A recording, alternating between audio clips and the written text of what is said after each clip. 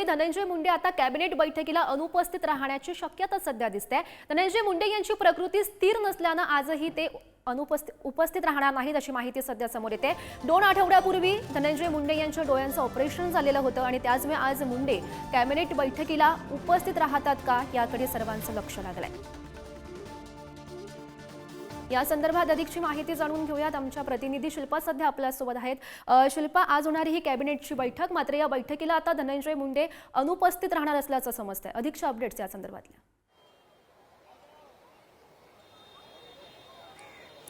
गौरी, आपण जर पाहिलं तर मंत्री धनंजय मुंडे आज देखील कॅबिनेट मंत्रिपदाची जी बैठक आहे त्या बैठकीला अनुपस्थित राहण्याची शक्यता वर्तवली जात आहे, कारण त्यांची प्रकृती आज स्थिर नसल्याने ते या कॅबिनेट बैठकीला येऊ शकत नसल्याची माहिती मिळत आहे।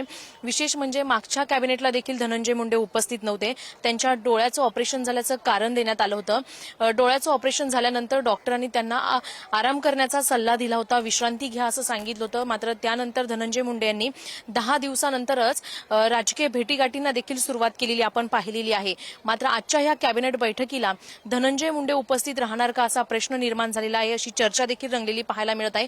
मात्र बीड प्रकरणासंदर्भात धनंजय मुंडे यांनी राजीनामा द्यावा असा जो वारंवार दबाव टाकला जात आहे, त्यामुळे आजच्या ह्या कॅबिनेट बैठकीला देखील धनंजय मुंडे उपस्थित राहणार नसल्याची माहिती समोर येत आहे।